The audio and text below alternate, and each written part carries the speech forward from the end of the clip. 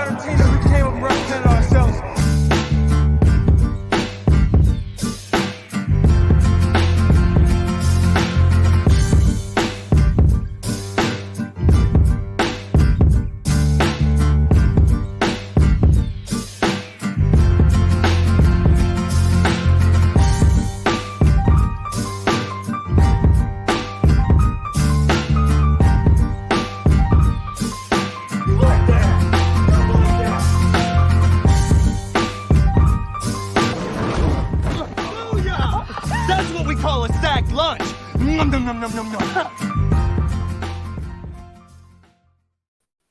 Good morning, Sac City. Welcome into another episode of the Sac City podcast. I am your host, the one and only Vinny Milani, joined as always by my best friend in the whole entire world. He is Aaron, the Mukesiah Mukes. It is a beautiful September 13th morning here in the city. Episode 81 is about to kick off. Hopefully the man does not try to bring us down today because we can't be stopped. We're here every morning to give you the best football coverage in the world. Aaron, how goes it? It goes. Tired. Got to go catch flights, not feelings. But I'm good. I'm good. Ready to talk about this wild game. Gotta go catch flights, not feelings. What that is that's a new one. I have never heard that before. Heard that before. Yeah, no. So we've got a great show ahead of us. This will be a nice show. We've got the Monday Night Football recap. We've got some morning headlines, and once again, we have quite a lot of injury news that we are going to have to cover. But first, let's kick things off with a little morning headline. Ladies and gentlemen, can I please have your attention? And I need all of you to stop what you're doing and listen. That's right. It's time for the morning headlines, and I just got one. I think this could almost be tied into the injury report, but I feel like this is a much bigger conversation than just talking about it within the injuries. Dak Prescott, obviously, we discussed it yesterday morning with the injury about how here it is thumb. He could potentially be back in November. Dr. Jerry Jones, I should say, has come out on the radio this morning and said he will not be putting Dak Prescott on the injured reserve list because he thinks he can return within the next 4 games. Now, I just think that's absurd, but who knows? We've got great medicine nowadays. We've got great doctors. Maybe Dr. Jerry Jones is one of the best in the world at identifying these things, but who knows? Either way, the Dallas Cowboys are now without their franchise quarterback for at least 4 games. At least. So there's backup quarterbacks on the market. And there were, of course, rumblings about Jimmy Garoppolo out in San Francisco. Kyle Shanahan responded to comments on that and said, "We'll listen to about anything. That never changes for any player." Aaron, do you think the Dallas Cowboys have to go out and get Jimmy Garoppolo? They have to go out and get somebody, and Jimmy Garoppolo is a good candidate. I've also heard the names thrown out there. Cam Newton, I wouldn't do that. Tyler Huntley's name was thrown out there. I thought that was interesting. I would like that a lot. But yeah, they got to do something. Cooper Rush is obviously not the answer. If you needed Cooper Rush to play 1 game like he did last year, then sure, why not? Cooper Rush could go get you a win on Sunday Night Football against the Minnesota Vikings. But to go and beat Cincinnati and then beat a division opponent in the Giants and then Washington, and for any length of time, there's going to be a problem. So, again, good guy to come in and fill in for 1 game. But when you need something for any period of time, you're going to need to go out and get a different answer. And I think they have to do something if they want to contend this year. But looking at week 1, they won't contend whether Dak's there or not. So. Maybe they chalk it up and say, hey, maybe we didn't have this team as prepared as we thought. Maybe the personnel isn't as good as we thought. And they take a look and just say, let's just try to ride this wave, see what happens. And then when Dak gets back, we'll see where we're at from there. All right. That was pretty good. It's pretty good. But now I'm going to throw you off here. And I've been seeing all the conversation about this Dak Prescott thing, and obviously the reports yesterday talked about him missing up until probably around November. So I'm going to ask the hard-hitting question. The Browns are in a similar situation with Deshaun Watson now. Well, not in a similar situation. You know, he's there without Deshaun Watson until November. Which team between the Cowboys and the Broncos do you think is more likely to be able to still reach the postseason without their franchise quarterback missing a good chunk of change? Well, that's a dumb question. Why? Why is that dumb? Because the Browns already have their answer. The Browns already went and paid Jacoby Brissett. They knew what they were doing. They knew that Deshaun Watson wasn't going to be there. They've prepared for that. Dallas didn't prepare for this. That's a dumb question. Hey, I'm not saying it's a dumb question on your end, but whoever's asking that question or whoever's comparing the two, it's two different situations. The Cleveland Browns knew Deshaun Watson would not be there for whatever period of time. So they prepared for that. They went and signed Jacoby Brissett. They knew that Jacoby Brissett was the starter week 1. He got playing time as a result of that, and now he's been prepared to play this entire time. Not to mention he's a veteran. Not to mention he played with New England. He's played on the Colts. He's been a starter in this league. The Cowboys don't have that on their roster.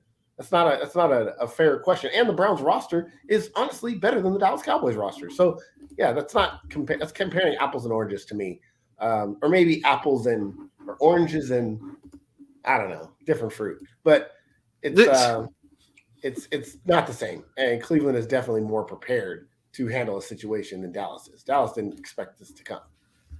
Well, I was just really referring to the fact that both teams will be struggling and grinding it out until their starting quarterbacks come back. And both teams are likely Cleveland to have. Cleveland doesn't know Deshaun Watson. Cleveland doesn't know what they have in Deshaun Watson. I mean, they think they know. They don't know what their team is like with Deshaun Watson. He's never played for them. Dallas knows without Dak Prescott, they're not the same team. We've seen it before. We've seen him when he's been injured before. Cleveland is working of the mindset like, hey, we've never had this guy. This was a luxury that we're going to get back in week 11. Dallas is not a luxury. That's the guy they need. They know they need that. I think it's just two different situations. Cleveland was prepared and Dallas wasn't. That's a big deal. That's how you prep for a game, how you prepare, what kind of scheme you run. Like all of that goes into it. This is like just pops up. You have to change everything you do. And I think that's the biggest difference. Spent all offseason working Dak Prescott. And now all of a sudden it's not Dak Prescott. Cleveland's been all offseason knowing that Deshaun Watson's not going to be there. That's fair. All right. Well, I guess it was I still don't think it was a stupid question. I do think that there is a reason to compare the two situations because both are going to struggle at the end of the day without their franchise quarterback. Maybe now Dallas a little bit more than Cleveland because this was not prepared. This was not planned, as you stated. Cowboys now at least going. Dr. Jerry thinks 4 games. A lot of people think 6 to 8. What do you think the record for the Dallas Cowboys is when they without Dak Prescott? At least let's just say 6 games. The next 6 You games. can't predict the win. You can't predict the win on any of that. So no wins at all. You can't predict a win. You can't predict that Dallas goes and beats New York. You can't predict they beat Washington with Cooper Rush. Like you don't have an answer. So as of right now, I can't predict, hey, they're going to win this game because every game on that schedule now looks like a loss. Okay, can they win a game? Yeah, sure, they could win. They could go and pull an upset. But if I'm a betting man, which I am, those teams should be favored over Dallas, all of them. Okay, that's fair. That's fair. All right, that does it for our morning headlines presented by Manscaped's Body Wash. Get your Manscaped Body Wash today. Their smooth body wash is their ultra premium body wash is infused with aloe vera and sea salt to keep your skin feeling fresh and clean. Get your Manscaped Body Wash today. Use that promo code SACCITY at checkout to save 20% off. Let's get into the injury report.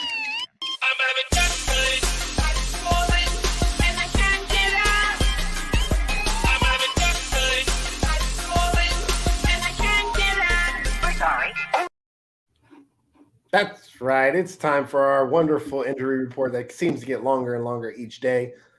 Let's start with last night's game, which we'll get into in a little bit. Jamal Adams carted off week 1 with a quad injury, and they do believe it's serious. I was watching that game, and I saw the play.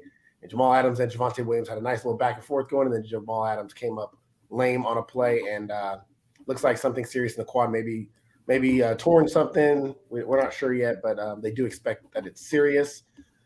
We mentioned T.J. Watt's pec injury. Does not require surgery, and he could return before November, so maybe not as bad as originally thought. That's good news for the Steelers. Obviously, it's their best player on defense. Arguably, they're the best player on defense. I mean, Mika Fitzpatrick had something to say about that on Sunday, but defensive player of the year candidate, that's definitely a loss that they're going to miss. Deshaun Hand of Tennessee Titans undergoes season-ending surgery for torn quad himself that he suffered on Sunday against the Giants, so he will miss the remainder of the season. Big blow there for the Titans. Elijah Mitchell, week 1, Dylan called it, man, already hurt. 49ers backfield is going to be a mess. Approximately 8 weeks with an MCL sprain. Jeff Wilson will take over the job, and then Tyrion Davis-Price, whoever behind those guys. So that what I think you're going to see more Deebo Samuel, more Trey Lance running the football. I believe he led them in carries anyways week 1, so I expected more of the same. But still big blow there for the 49ers run game. Ravens cornerback Kyle Fuller's torn ACL. He is done for the season. They got some guys back this year. Obviously, Kyle Fuller being out now hurts that a little bit. Eagles defensive end Derek Barnett also ACLs done for the season. This is what we start to see, guys. We don't want these torn ACLs, torn Achilles out for the year type injuries, and we've already had a couple now. Fedarian Mathis suffered a meniscus injury. It's going to end his season. So another season-ending injury that's not good there in the NFC East. And then Chris Godwin and Najee Harris, injuries not as serious as first thought. The Steelers are hoping Najee is good to go on Sunday, and the Bucs will wait. I'm sure they'll be very cautious with Chris Godwin coming off the big knee injury last year, and they have the luxury of waiting a while. Keenan Allen unlikely to play on Thursday, and it's just probably because it's a quick turnaround. It shouldn't be something long term, but it is concern for Thursday. They will miss him against a good Kansas City Chiefs team. And then Mac Jones back scan came back normal. Surprise, surprise. Like we kind of thought it would. I think it was more of a I didn't want to talk to the media, or Belichick didn't want me to talk to the media type injury. So I put that. I put that in the injury report just for you, to be honest. Yeah, Mac Jones. What a guy! There it is. Coming up after this commercial break, we are going to be getting into our Monday Night Football recap featuring the Seattle Seahawks and the Denver Broncos. This season preview is brought to you by Manscaped's brand new Ultra Premium 2-in-1 shampoo and conditioner. This luxurious lather cleanses and nourishes in just one step. Using coconut water, green tea, and aloe, this non-greasy daily formula is naturally hydrating and rich in antioxidants to revitalize the look and feel of your hair. So head on over to manscaped.com and use the promo code SACCITY for 20% off and free worldwide shipping. The new Ultra Premium 2-in-1 shampoo and conditioner from Manscaped. Take care of hair everywhere. Everywhere. Get your Manscaped products today, and again, use that promo code SACCITY at checkout to save 20% off. The Seattle Seahawks pulled off the upset, spoiled Russell Wilson's return to Seattle, 17-16 over the Denver Broncos last night on Monday Night Football. We saw a little bit of everything last night. We saw Russell Wilson enter the game with raining down boos. Seattle fans did not like. I was actually kind of taken back by all the boos that Russell Wilson got, but he got quite the welcome. And then Geno Smith, man, that first half from Geno was something. I don't want to say special because he didn't do much. Most of his passes that he threw were really short, maybe intermediate passes, except for the touchdown pass he had to Cody Parkinson. But he was great. He started off the game hot, 13 for 13 with his first few passes, and he looked like they made the right decision at the quarterback position. Aaron, instant takeaways from this game from the Geno Smith side. We'll talk about the Broncos in a second, but from the Seahawks side and specifically Geno Smith. First, I want to say the fans that booed Russell Wilson, you guys are idiots. And I'll say it. You know me, I'm not scared. They're idiots. The man brought the only Super Bowl title to their city, and they boo him. He was there for a long time. Just appreciate what he did and let the man move on with his career. I don't understand what the whole point of booing a professional athlete is. I never have, never will. Don't understand it. You'll never convince me otherwise. It's absolutely stupid to boo a professional athlete who decided to switch teams I just think that's the dumbest thing. Sorry, I get really irritated at that. No, I feel the same way about that, because I have no problem booing people, but for someone who gave you so much of his career and you are booing, like, that doesn't make any sense. Like, it doesn't at all. Yeah. I mean, I don't get it. I'm not a big booer anyways. Like, I don't know what that does for boo. Like, I don't get it, what it does to people, especially as an athlete. You just kind of look at it like, I'm getting booed. Okay. But even more so, like you said, the fact that what he's done for that city and that organization, how they were an irrelevant franchise for the most part, outside of 1 year with Hasselbeck and going to the Super Bowl and losing. Russell Wilson has been that franchise for a long time. So definitely disappointed in some of the Seattle fans, because some of them were cheering. I did see that, but boos always overpower the cheers, and it did on Monday night. So that was disappointing. Geno Smith played good, man. He did exactly what he was supposed to do. Everybody, like you mentioned, not going down the field. He didn't have to. Like, if you're Geno Smith, your job is to not make mistakes and make good throws when you need to make good throws, make key timely throws, and put your team in a position to win. And he did that yesterday. So I was super impressed with Geno Smith. I love when he was, running for first downs, diving, all that good stuff. I thought Geno Smith played excellent, and it goes to show why he won that job. He's a consummate professional. Exactly. And like you said, he didn't have to, like, I think it was perfectly schemed. I think this game was perfectly schemed from a Seattle Seahawks side of things with what they did on defense, what they did on offense. They didn't make Geno Smith have to be something he was not. Like, they stuck to the game plan. They did what they had to do with him, and won the game. I mean, you look at the carries for Elijah Mitchell. Elijah Mitchell had 12 carries. He had, not Elijah Mitchell, Rashad Penny, different different NFC West running back. He had 12 carries for 60 yards. He was efficient. It just seemed like this entire game plan was good for the Seattle Seahawks. On the Denver Broncos side, there were actually, hold on, I do want to play this SOT real quick from Geno Smith after the game. I don't care if the man can bring us down. I don't care. Take us down. I don't care. Geno Smith after the game had one of the best quotes. I think this is going to go down maybe as the quote of the year. I know it's early, but this could go down as quote of the year. They wrote me off. I ain't right back, though. That's the problem. I ain't right back. Let's go. All right. Congratulations, Geno. Joe. They wrote me off, and I didn't write back.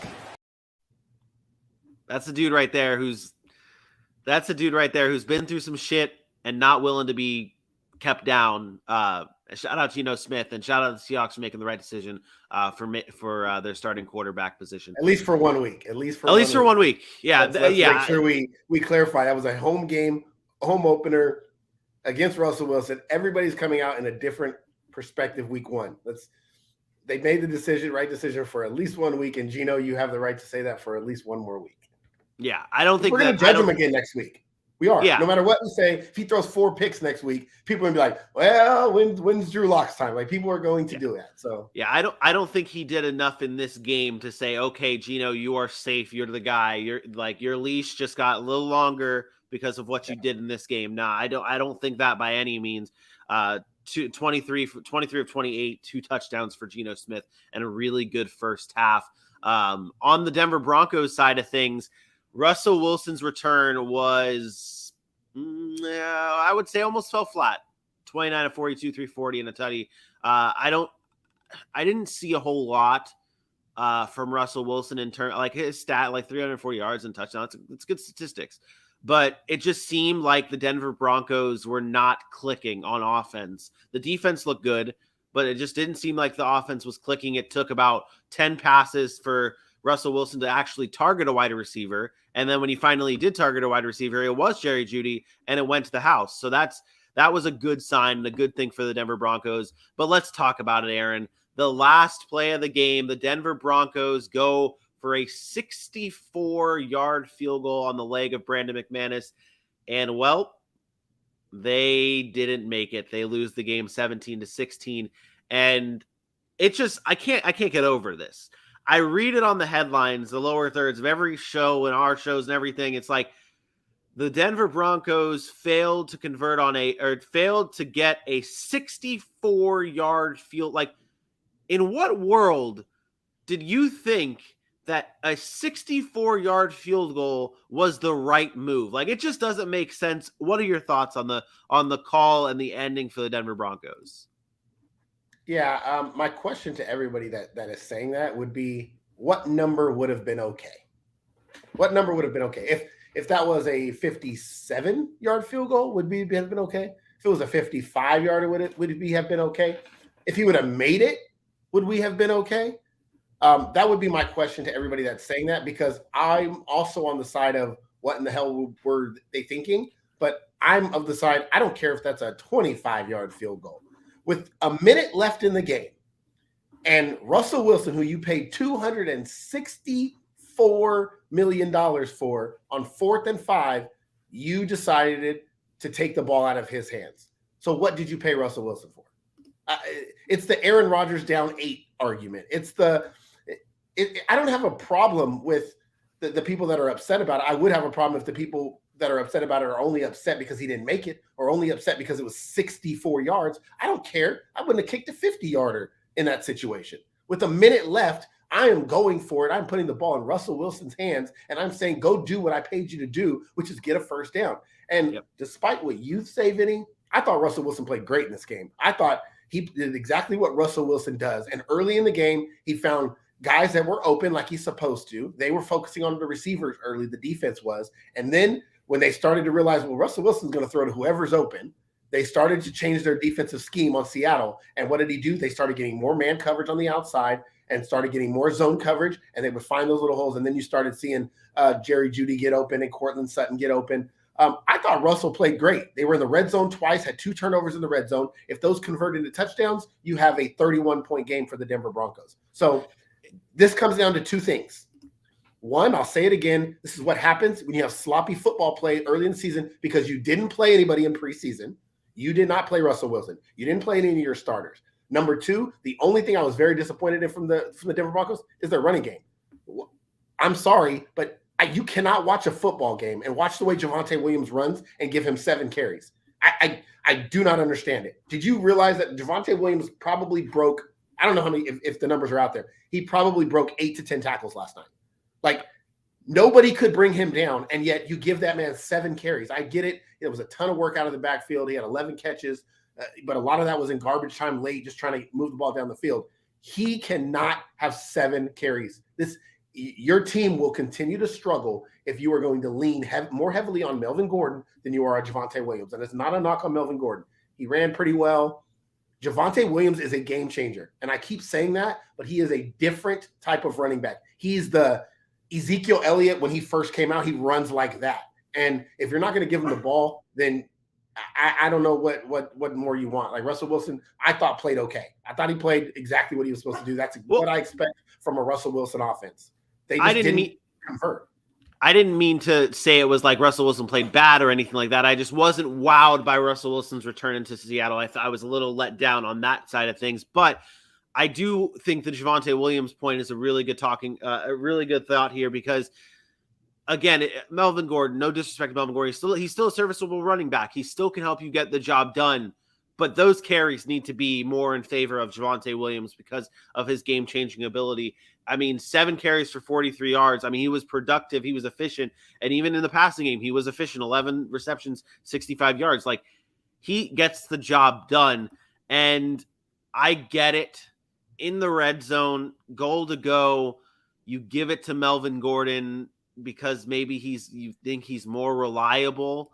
But on this play here, I think Javonte gets you in here because of how the style of running back that he is and what we've seen from him early on. I think this fumble doesn't happen if you give the ball to Javonte Williams. I think they get into the end. It's not even just the fumble itself. Almost happened. It is what it is. It's unfortunate.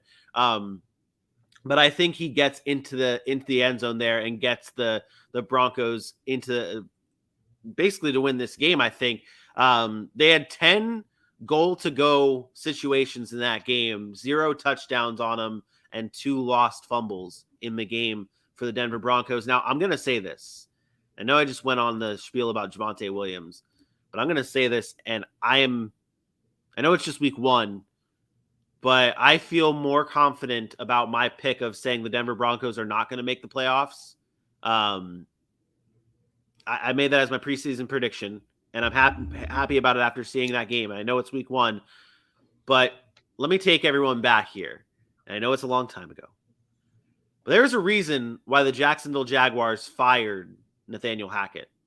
He was calling the plays for the Jacksonville Jaguars, and I can't even begin to count how many times there were situations to the Jaguars that I said, okay, what the hell is this play calling? I don't get it.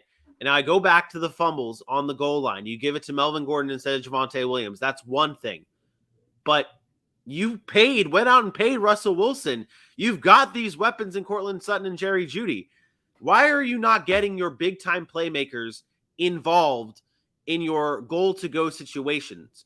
You had 10 plays, and nothing to show for it except for 2 fumbles.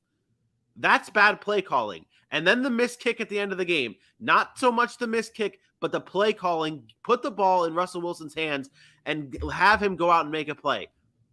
I know it's week 1, and I don't want to be overreacting here, but I have that fear now in my mind that Aaron Rodgers and the Green Bay Packers have an effect on Nathaniel Hackett here, and that it covered his not inconsistencies, insufficient. What's the word? What am I looking for here? What's the word? I don't know. I know I know what you're trying to say, but I think this is about inexperience more so than anything. This is a head coaching job. A head coach that doesn't have the experience that is needed to make decisions. We could talk about play calling all we want, because play calling does matter. But at the end of the day, let's be honest. You got 10 plays inside the 5-yard line, inside the 10-yard line, whatever it is. Russell Wilson's got to find a way to the end zone. Javonte, Melvin Gordon, Cortland Sutton, Jerry Jeudy, regardless of what that play is called, they got to find a way to get in the end zone there. They didn't. The coaching and experience I think he lacked was time management was poor throughout this game, not just at the end. The time management was not great. If you watch every single time, Russell Wilson's rushing the play clock down, what that caused? It caused a number of false starts. It caused a number of plays being blown up because play calls were not getting in on time. That's the inexperience that I saw from Nathaniel Hackett that he's going to have to improve on. I don't necessarily want to talk about just the play calling. I thought as a head coach, he looked very inexperienced, like he wasn't sure of what he's got to manage the whole team. He's got to call the plays. He's got to do this. He's got to do that. And that's what I was most concerned about, because they had 12 penalties. 12 penalties is not going to get it done for 100 yards. And when you talk about a team, again, no preseason action, so you didn't get to work on any of this stuff in a real game. And that's a problem for me. And I said that I had a problem. We talked about it all preseason. I had a problem with that. I thought it would come back to haunt them. And once again, a team that was not supposed to win, Seattle was not supposed to win this game, went in and beat a team because they looked more prepared. And I think that strictly comes from what was done in the offseason and how they prepared themselves in the preseason. And Nathaniel Hackett looked very inexperienced. I don't have an argument there. I agree. I think he did look inexperienced. And I'm not going to go out and say that he can't make the adjustments. He can't figure it out because, again, like you said, this is his first real shot at being a head coach. Maybe things could be a little different. But in my mind, from seeing what Nathaniel Hackett has been in the past, I have that fear of Green Bay. He has the Green Bay Packers effect and the Aaron Rodgers effect, and it made him look great. And now he gets to be on his own, and it's not like he reverts back to what he was in Jacksonville, and there was a reason why he got fired. And you brought up the penalties for the Denver Broncos. They actually led the league in week 1 penalty yards in the NFL. So it's not a good 12 penalties, 2 turnovers. They almost had 500 yards of offense. So the offense was working. It just didn't result in points. I'm probably not as discouraged as you are when it comes to what the Denver could do going forward. Like I said, I did like the way Russell Wilson played. He did what I expect him to do. They just have to capitalize and grow. Because I wasn't impressed by a lot of teams in the AFC that we thought was so powerful. Like outside the Bills, Chiefs, and Chargers, like who were we really impressed by? Cincinnati laid an egg. The Colts didn't play well. Like Baltimore barely beat the Jets. Baltimore wasn't at their best. So there was a lot of teams that were disappointing in week 1. So I'm not as down as far as like saying they can't make the playoffs. Or I just think they were not prepared coming into week 1. I originally said the Denver Broncos were going to miss the playoffs, but that had nothing to do with like the production of the team. I did not have them having a losing record. I have them at 11. Remember, everybody, my record for a lot of the teams in the AFC were very good records, including the Denver Broncos at 11-6. That was my record prediction for them. And I had them missing the playoffs just because of, and after this week with what the Bengals did, maybe the Bengals are the team that misses the playoffs instead, because I do think the Denver Broncos looked much better than the Cincinnati Bengals. But 11-6 and had them missing the playoffs. Not a bad prediction for that. But like I said, I do feel a little bit better saying they missed the playoffs, because now I could see with this bad coaching from this game, not to say you can't fix it, but at the end of the season, it comes down to coaching. I'm going to take all those experienced coaches over Nathaniel Hackett and this Broncos team. So the Seattle Seahawks defeat the Denver Broncos 17-16. That does it for our Monday Night Football recap.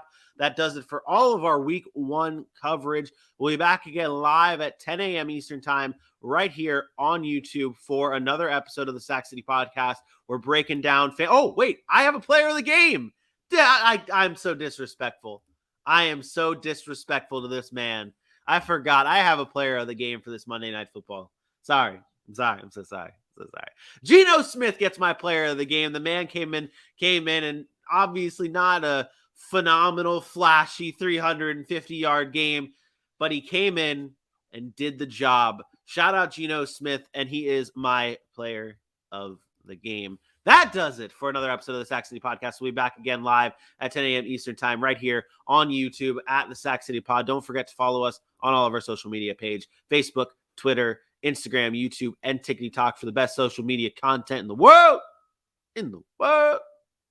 You're on mute. Oh, man. Oh, there it is. There you go. Okay. What? You didn't need. Okay. All right. No, I thought you were. I was hoping you would do the. Never mind. Okay. Tomorrow, 10 a.m. Eastern Time, talking fantasy football. Yep. Whew. Football's here, boys. Football's here. All right. Goodbye. That's all you're saying? Peace out.